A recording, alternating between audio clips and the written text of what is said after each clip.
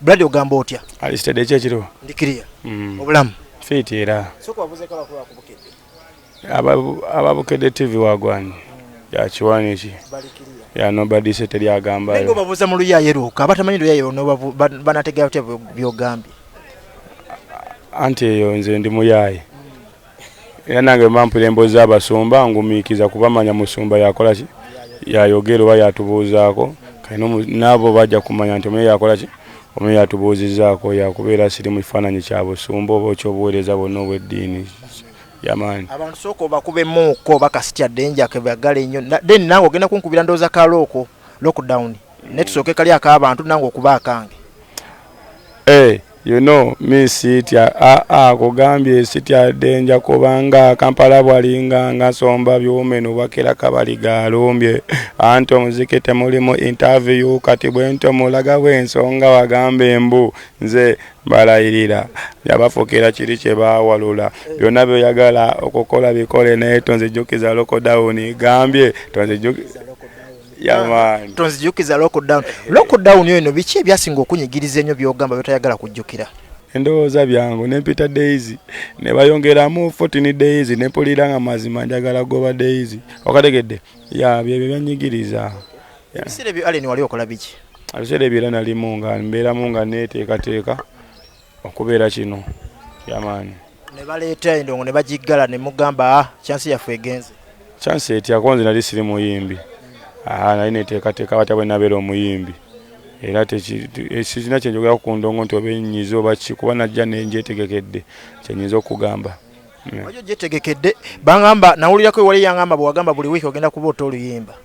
Kati no wiki namu ennyimba 3. Oba okuva January ono wano wendi no ennyimba 3. Nikitegeza wakati awo wiki mmeka? January wakati ako wiki mmeka? Ziweze 3. Kati namu ennyimba 3 kizamba saalimba. Yamaani. Okikola otya?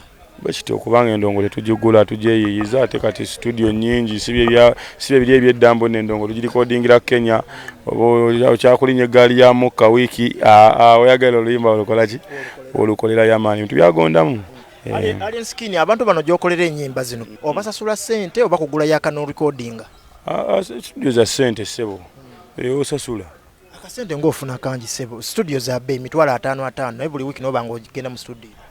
Ekyo kyangu nnyo kiraba oba oli muyimbi ofuna bakyalibo nga baproducer kuba obeera muki oba muyimbi nina nnyimba zenkolera obwerere kuba baproducer bakyali bange kuba kati ndi muyimbi ayagala buli omu omukolerako Yamaani. Tugenda kwogerako ku neeyisa y'abantu gy'obadde weeyisaamu mu bantu ebadde ebanyiiza. Alien Skin tava kukakola akasawo kano katambuliramu ebintu byo naye leero nkusanze oli kwala ali muganda wange nange onsanyusizza nno.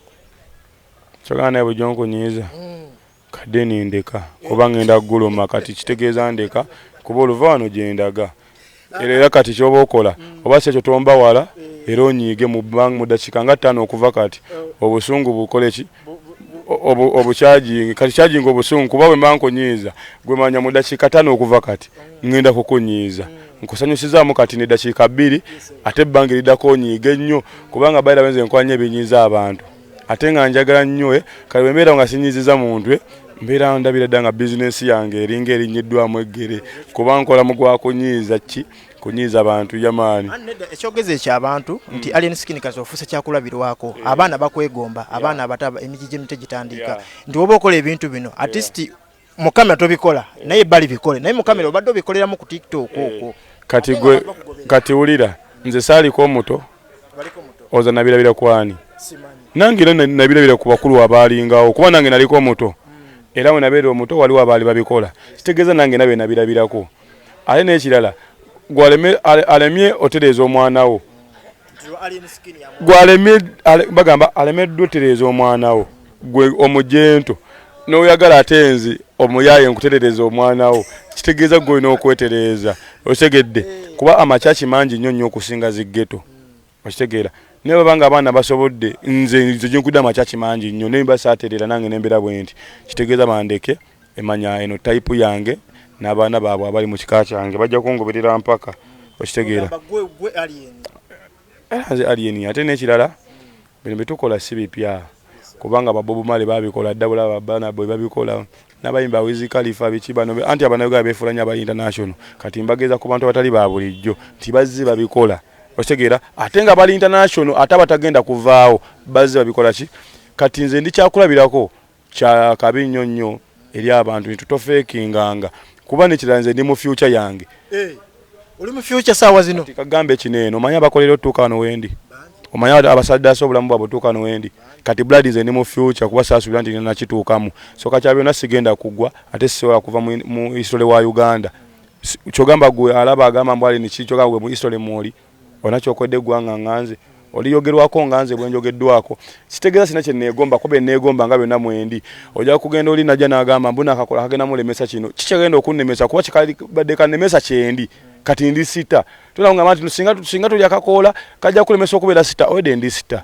kati kankaligana kunnemesa ki anti bagamba kajja kulemesa okugenda ku billboard enene n'okufuna nga zino company eziri corporate okujja okuwa business gwani agambye nti nyimba kubeera ku billboard nze nyimba kubeera kino kyenjagala wano wenjagala okukoma gwayagala osukka weesusseewo nzija kukoma wano byampaka wendi gwe wanteekawo wendi akakola ke kanteekawo wenjagala kankomi Alien Skin yabajidda bannayuganda omanyi olugezigezi mulina lungi ono yagamba ye tafwekinga bulamu ye kyali mumwagalira oba mwagala oba temwagala mumuleke owaye Bebe Cool yagamba ajja batereza mpola ajja bakwatamu mpola batereze agera tereza ali kubanga nze nali moto nga Bebe Cool mulaba bwatyo bwali nga ye muyimbi bwatyo oza lwaki Bebe Cool ye tafaanananga Silver Kyagulanyi twantino byawukana kyo Bebe Cool ne Silver Kyagulanyi bafaanagana bo bateeka wali ani muyaye ku munne kiteza ne mbayaye muba mukirasi nze ndi lwakuba yatyaye munga atenze ndi muyaye nnyo of the highest order nze ndi muyaye nnyo omusingako kiteza mbu ate ye mujento okitegeera kuba mu magye ono bwabanga kapiteni gwenga wakayingira mwena mbabajasi naba wasinga ku munne okitegeera kati nzo kubagamba atenza no kyusaamu n'omuddogo n'enguvako ntandiko gaaya ebintu ebitalikanga kamyu obo munyango bwegutyo bitakolebwangako one tubaira n'olunyuga ebyo bikono tandiko bilya otegedde nganze kyenjagala nze ndi wadde melofuna picken ne gaira steel wire nze kyenjagala wali wangana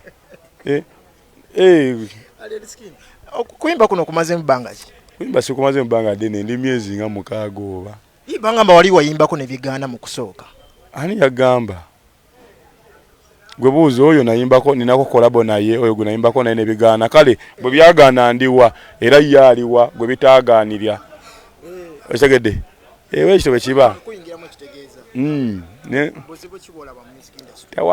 tewali buzibu bwendaba mu industry buli kimu kiri bulungi nnyo nze ekyange buli kimu nkifunanga bwe nkyagala babalabanga industry erimu obuzibu beetereze kati osanga oli najja n'agamba gavumenti egeze bwetefudde ku industry kati gavumenti kali president atali muyimbi oyagala otya atereze ebizibu by'endongo ng'omuyimbi sooka otereze ebizibu byonga ggwe eby'endongo kati ndako kati kyamba obuzibu bw'endongo yenze waliwo ebizibu ebiruma abayimbi ebisukka ku nze abalala mpula babyogera nti waliwo ebizibu ebiruma baki abayimbi ebisukka ku nze naye kati ate osanga ng'omuyimbi avudde ku kiri ate bizibu ne balaga nti ate ffe kizibu kati gwoyota omuddo mu kamera nga kalina mu video olaba video ezeefula ez'ebbeeyi abantu bateekamu emyenge egy'ebbeeyi gw'omwenge omulungi nakyo byo biragalagala oyo akikugamba ayinza obbala ataddemu n'omwenge gwa bbeeyi nnyo mitwalo ngaana kitegeeza ogwo guba mubi nnyo osinga gunene ogw'ebbiri naye ye najja n'agamba gwe ng'ogize bwoti gwe nga ataddemu omwenge kyogamba buli atagunywa gumulabikidde bulungi bwe kityo bwe kiri okozesa ekikyo nange nenkozesa ekyange nobeerewo nange nembeera ewange okitegeera naye Alien oli muyimbi waze mu kuyimba kuno olina abantu bewasanzeewo abaorganizinga industry eno abateekawo ekibiina kibatwala mwe ng'abayimbi kye bayita wuma kanaawe naye bajja kwetaaga ogenda oregistering nga babeere nga bakutwala ssebo anje nagamba Kampala bwalinga nsomba byoma bwakira tukoze eki anti omuziki temuli mu interview okitegedde kati ate ojja kusanga nga atwala ekigundi kya wuma si muyimbi omuyita Sindi anje siri muyimbi nze ndi musumbuyi njaye ekibiina ky'abasumbuyi bakola ekibiina ekirala Uganda Disturbers Association awo nja kubeeramu siri muyimbi bayirawe nayimba ki si agenda luyimba yo siyimba ebyo birala enyimba zeziriwa sizimanyi omuntu aba ayagala okolako naawe kolabo aba alina kujja na kiki kyetaagisa omuntu okola naawe oluyimba era balina okunnoonya bwandaba nenzikiriza oba neŋŋaana.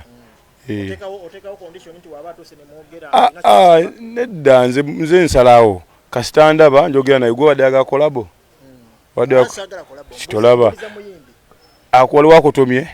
Nedda mbakiridi bayimbi bange bakyali bange. Oh, namba yange. Nze njogere nabo.